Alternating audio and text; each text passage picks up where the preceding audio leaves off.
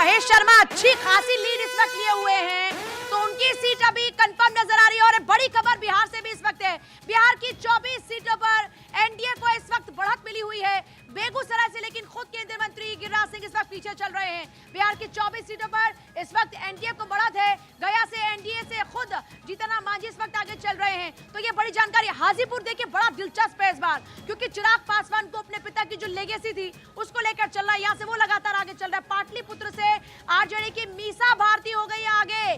देखिए अभी शुरुआती रुझान में दोनों बहनें पीछे चल रही थी, लालू की बेटियां, लेकिन अभी खबर यह है कि बढ़त बना रही है बेगूसराय से केंद्रीय मंत्री गिरिराज सिंह पीछे चल रहे हैं। क्या अपडेट आलिया? कांगड़ा से बीजेपी के राजीव भारद्वाज 1 लाख वोटों से आगे चल रहे हैं। देखिए क्या बात है, यहाँ हिमाचल की बात करते हैं तो बीजेपी बड़ी अच्छी परफॉर्मेंस दे रही है। सोचिए विधानसभा में सरकार है वहां पे इस वक्त कांग्रेस की, लेकिन यहाँ लोकसभा चुनाव की सीटों की बात करें तो लगातार बीजेपी 4 की 4 पर बढ़त बनाए हुए है। खुद पीएम मोदी चुनाव प्रचार करने पहुंचे, लगातार उत्तर प्रदेश के मुख्यमंत्री योगी तमाम दिग्गज वहां पर नजर आए। बड़ी बात यह कि जेपी नड्डा खुद हिमाचल से आते हैं, लेकिन पूरी की पूरी जिम्मेदारी इस बार अनुराग ठाकुर ने वहां पर संभाली और अनुराग ठाकुर अपनी सीट के साथ साथ बाकी की सीटों पर भी लगातार प्रचार करते हुए नजर आए और लगातार मुखर रहते हैं। बड़ी बात यह है कि अनुराग ठाकुर लगातार मुखर रहते हैं यहाँ कांग्रेस को घेरते हुए। और अभी की बात करते हैं तो अनुराग ठाकुर जिस तरीके से अपनी सीट के साथ साथ हिमाचल की बाकी सीटों पर भी वहां देखिए लीड बनी हुई है, तो जाहिर तौर पर यह सुखद तस्वीर है। ऐसी विपिन जी अगर उत्तराखंड की बात करते हैं, हिमाचल की बात करते हैं, यहाँ पर दोनों हम देख रहे हैं राज्य जो पहाड़ी राज्य वहां पर बीजेपी के पास पूरी की पूरी बढ़त। देखिए एक बड़ी ज़रूरी बात है कि आप बोल रहे हैं कि इन उम्मीदवारों को आप बधाई दे रहे हैं, लेकिन ज़्यादा मैं बधाई वहाँ की जनता को दूंगा कितनी सक्षम और कितनी बड़ी केस स्टडी बनती है। जैसे हम दिल्ली का उदाहरण देते हैं कि लोकसभा के चुनाव होते हैं स्पष्ट बहुमत भाजपा, विधानसभा के चुनाव स्पष्ट बहुमत आम आदमी पार्टी, और वही बात आप देखिए कि हिमाचल में सरकार कांग्रेस की है, लेकिन यहाँ पर जो रुझान आ रहे हैं। सर आपके पास दिग्विजय सिंह इस वक्त क्या कुछ कह रहे हैं? सर बाकी अगर आगे की बात वहाँ पे चल रही अभी कुछ कहते हैं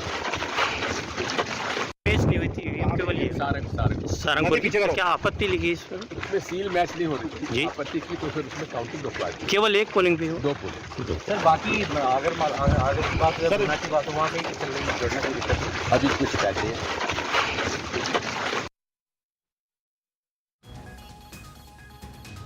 दिग्विजय सिंह को आप सुन रहे थे। रोडमल नागर वहां से लगातार आगे बने हुए हैं और बढ़त बनाई हुई है। और देखिए बड़ी खबर से इलेक्शन कमीशन के 233 सीटों पर इस वक्त बीजेपी आगे। इलेक्शन कमीशन के रुझान में कांग्रेस इस वक्त 94 सीटों पर आगे है। ये बड़ा अपडेट इस वक्त है। देखिए अभी कुछ देर पहले सेंचुरी नजर आती, क्योंकि लेकिन देखिए जैसे जैसे रुझान आगे आएंगे पिक्चर थोड़ी क्लियर होनी शुरू होगी। अभी 95 सीटों पर इस वक्त कांग्रेस ने बढ़त बनाई। इसी के मुताबिक 233 सीटों पर इस वक्त बीजेपी यानी इस वक्त आगे बनी हुई है।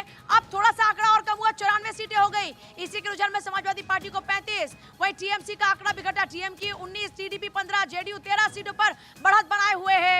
यह तस्वीर है इस वक्त इलेक्शन कमीशन के 233 सीटों पर जो अभी तक चीजें क्लियर हो रही है उसमें बीजेपी 233 पर आगे। एक बड़ा सवाल ये बनता है, अगर आरएलडी की बात करते हैं, पिछली बार समाजवादी पार्टी के साथ थे, इस बार बीजेपी के साथ में आ गए, क्या मान रहे हैं ये गठबंधन का फायदा मिलेगा? पूजा जी देखिए ये अभी शुरुआती रुझान है। अभी हर लोकसभा में 21 से 22 तक राउंड होने हैं और ये तीसरा और चौथा राउंड चल रहा है। हमें विश्वास है कि जब लास्ट में पहुंचेंगे तो जो एनडीए गठबंधन है वो 65 से 70 सीट जीतने का काम करेगा।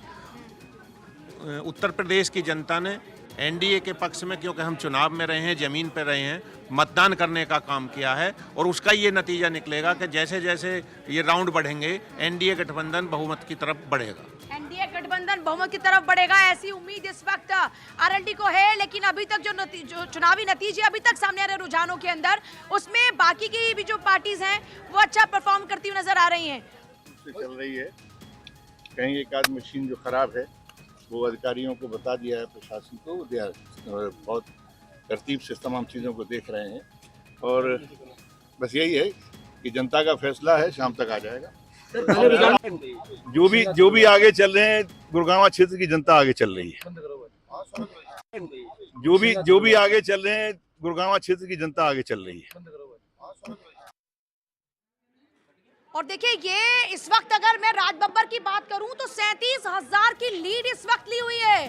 देखिए गुरुग्राम की बात करते हैं, राव इंद्रजीत लगातार वहां से चुनाव जीतते आ रहे हैं। 2014-19 तो छोड़िए, उससे पहले भी राव इंद्रजीत के खाते में यह सीट थी। और राव इंद्रजीत का जो अपना कद गुरुग्राम में है, उस इलाके में है, वहां पर सबसे बड़ी बात यह है कि उनका कद इतना मजबूत है कि अपने जो प्रत्याशी होते हैं उनको चुनावी मैदान में उतारने में कामयाब रहे। आयुष, देखिए गुना से ज्योतिरादित्य सिंधिया 1.5 लाख वोटों से आगे हैं। पिछली बार केपी यादव से इसी सीट पर लोकसभा चुनाव में उनको शिकस्त झेलनी पड़ी थी, उसके बाद बीजेपी में आए, राज्यसभा गए। इस बार वो अपनी सीट निकालते हुए दिख रहे हैं। राहुल कस्वां जो कि चूरू से कांग्रेस के कैंडिडेट हैं, उनको अब तक 1.5 लाख वोट मिल चुके हैं।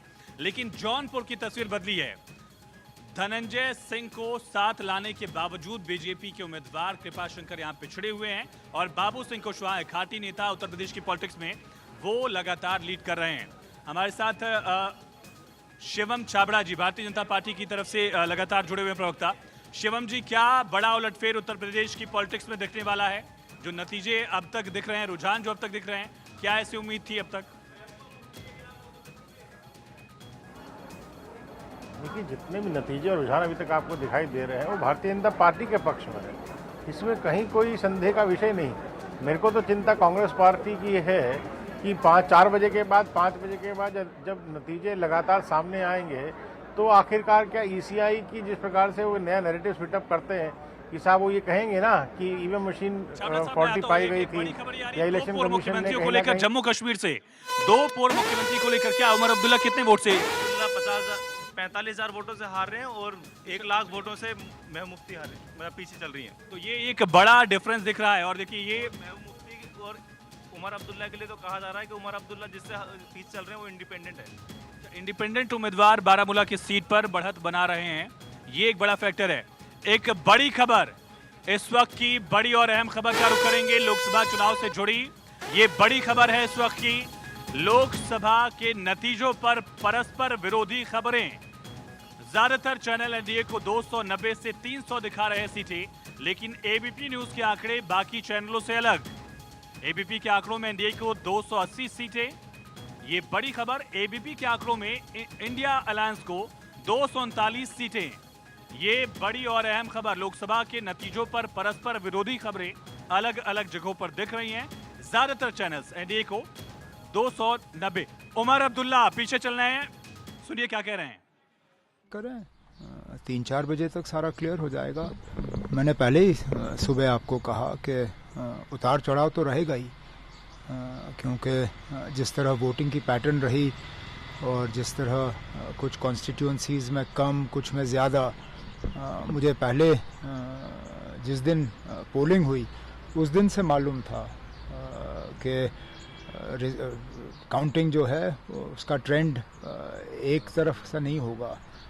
ये किसी का लीड, किसी का ट्रेल, लेकिन एंड में रिजल्ट क्लियर हो जाएगा। और तो एग्जिट पोल को आप कैसे देख रहे हैं जो सुबह से भी चल रहा है यहाँ?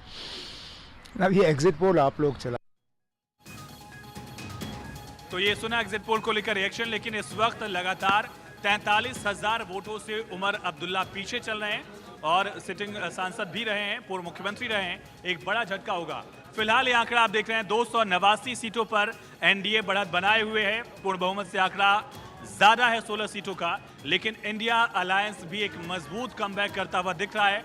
225 सीटों पर इंडिया के अभी उम्मीदवार रुझानों में आगे चल रहे हैं और कई बड़े दिग्गज जो पीछे चल रहे हैं। खूंटी से बीजेपी के अर्जुन मुंडा केंद्रीय मंत्री, लगातार वो अपनी बढ़त नहीं रोक पा रहे हैं, पीछे चल रहे हैं वो।